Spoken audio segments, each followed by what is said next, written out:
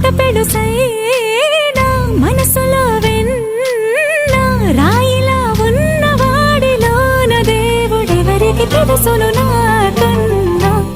సూసేకి అగ్గిరవ్వ మాదిరే ఉంటా